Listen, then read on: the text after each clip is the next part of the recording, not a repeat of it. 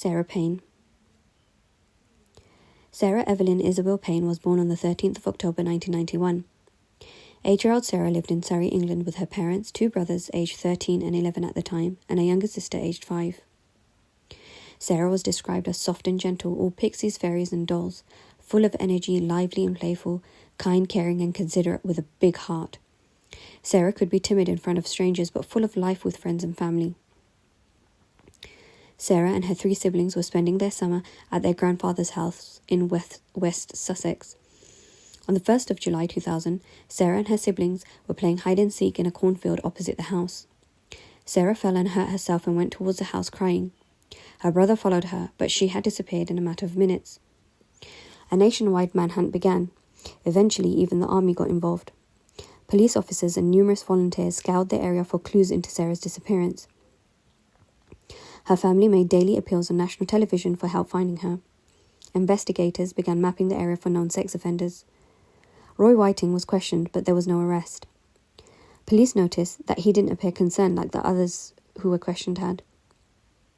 On the 10th of July 2000, police announced that they had received information regarding the sighting of a girl who matched Sarah's description at a service station on the M6 motorway in Cheshire on the morning after her disappearance.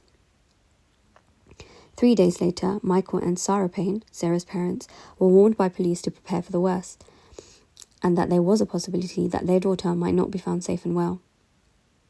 Sarah's body was found on the 17th of July 2000, about 24 kilometres away from the field in which she was playing in. She was partially buried just 9 inches deep at a roadside near Pulborough. She was naked and had been strangled and suffocated. Her body had decomposed and had been attacked by animals. The post-mortem showed that Sarah had suffered a violent death and that most of her hair had been pulled out in the process. On the 20th of July 2000, 3 days after Sarah Payne's body was found, a shoe was recovered from a roadside in a village nearby, and it was identified as one of those belonging to Sarah.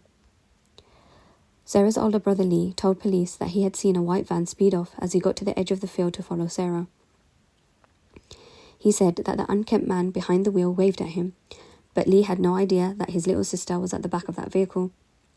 He was quite scruffy looking, like he hadn't shaved for ages.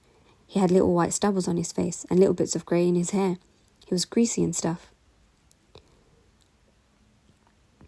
Police first visited Whiting's flat on the afternoon of the 2nd of July 2000, but he wasn't there.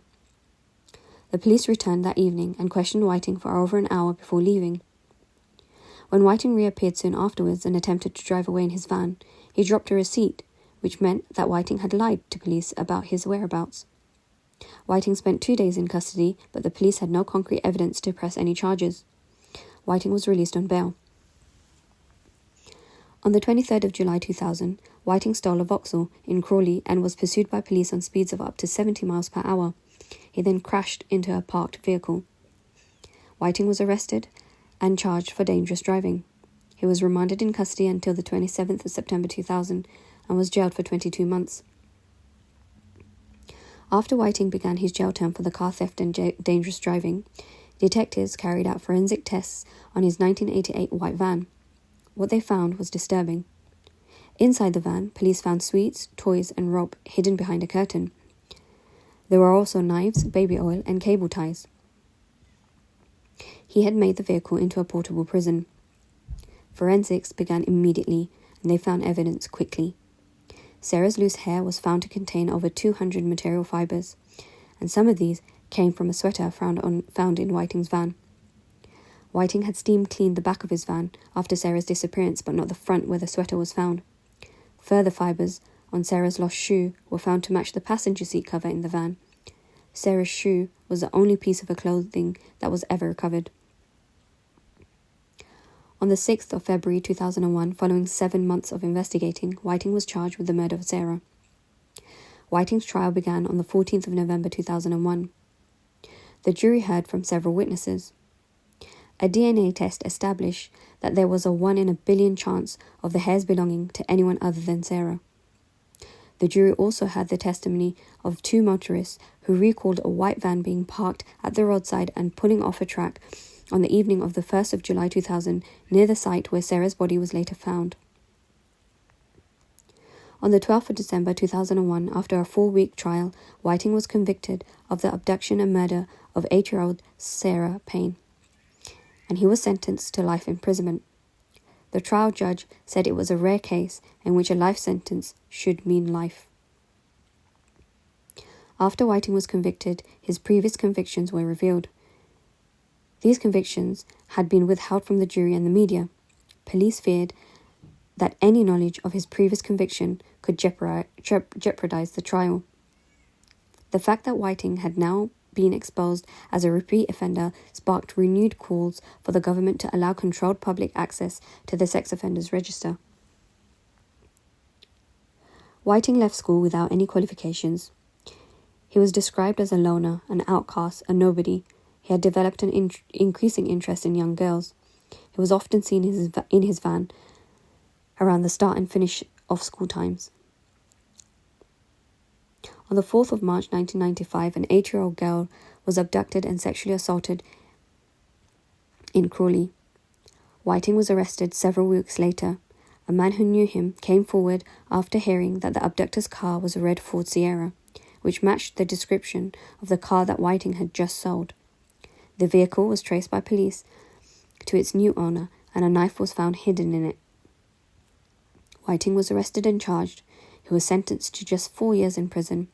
He was released early and was one of the first people on the sex offenders register. On the 9th of June 2010, Whiting's appeal resulted in a High Court judge reducing his 50-year jail term by 10 years. Whiting's lawyers argued that the 50-year tariff was politically motivated. Whiting is now serving a 40-year minimum term, which will keep him in prison until at least 2041, when he will be 82.